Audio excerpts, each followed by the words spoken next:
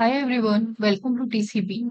Today we are diving into one of the most underrated yet powerful tools in steel detailing, the constructibility RFI in steel detailing. Think of it as our communication bridge between design intent and real world fabrication. By the end of this session, you will know how to write RFIs that get quick, clear answers and earn respect from engineers and clients alike. So let's discuss with phase one, that is purpose of an RFI. So why do we raise RFIs? Not to complain, but to clarify. RFI help us catching missing details before they become costly mistakes. They resolve conflicts between drawings, ensure the design can actually be built, and minimize delay. In short, a good RFI save time, money, and headache. It's our way of saying, let's get the right before we cut a stick. From my experience, a short story is often the best way to understand a concept from the ground up. So instead of diving straight into technical details, I'd like to share a quick storyboard called The Beam That Didn't Fit. In part 1, we will see what can happen when RFI isn't raised at right time. Part 2, we will see how this simple RFI can prevent delays, rework, and unnecessary headache. And of course, every good stories need the ending. We will wrap up with the key lessons learned. Now the only question is, does this story have a happy ending or an expensive one? Let's find out. Welcome to part 1. Here, the part 1 shows the consequences of not asking an RFI. Our story began with a beam, a deadline, and a one question that was never asked. Let's start with scene 1. Construction site. Everything looked ready. The steel beam had arrived. The crew was prepared, and installation day was here. Site engineer review structural drawing. Scene 2. Drawing conflict. But there was a problem. The structural drawing showed one connection detail, while the fabrication drawing showed another. Result: engineer noticed two drawings showing different beam connection details. Scene 3. Potential mistake. Without clarification, the team risked fabricating the wrong steel connection, leading to costly rework and delay. Result: animation shows workers about to install the beam incorrectly. Welcome to part 2. Here the part 2 shows how RFI prevent a problem. Part 2 feel like a turning point here. Our story takes a different turn when engineers choose clarity over guesswork. So let's start with the scene 4, raising an RFI.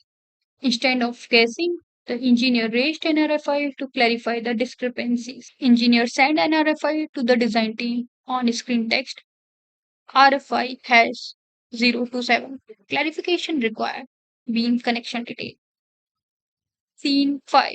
Design team response. The design team responded, confirming the correct connection before fabrication began. Result: designer review documents and issue the correct details. Scene 6. With the answer in the hand, the steel was fabricated correctly and installed without delays. Now see how simple RFI changed the entire outcome. Last same beam, same deadline, but this time someone asked the question everyone was thinking and worker complete installation. So here we have the happy ending.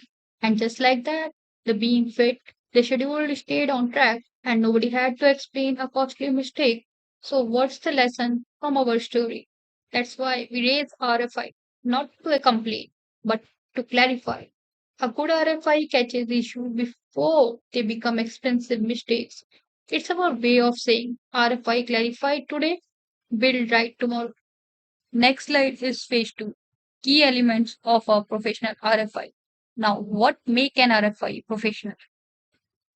First, a clear subject line, something searchable and specific. Example, RFI 045, missing connection detail for W21 into 44 at grid line B3 instead of vague wordings.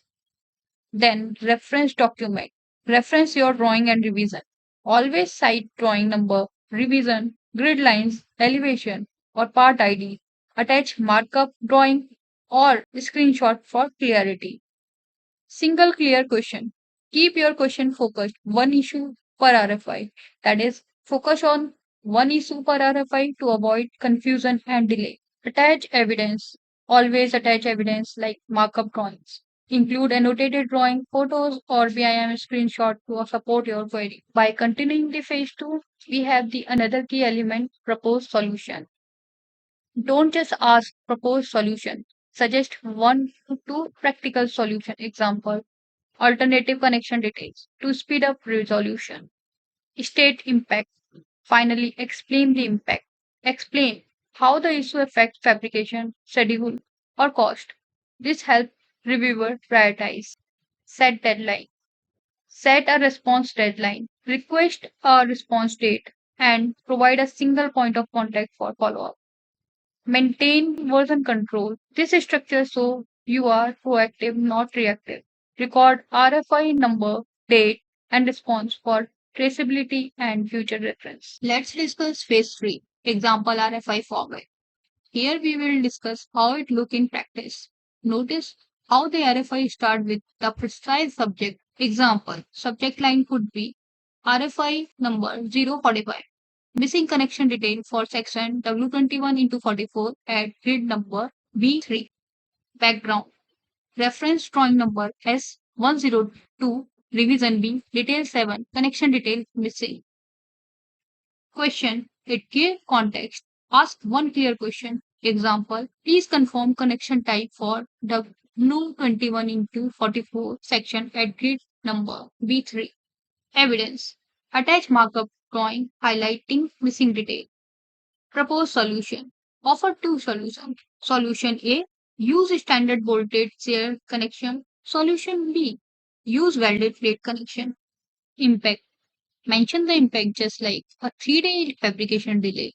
For example, fabrication halted for 12 beams. Potential 3-day delay. Deadline. Response requested by June 3rd, year 2026. Contact. Steel detailing coordinator.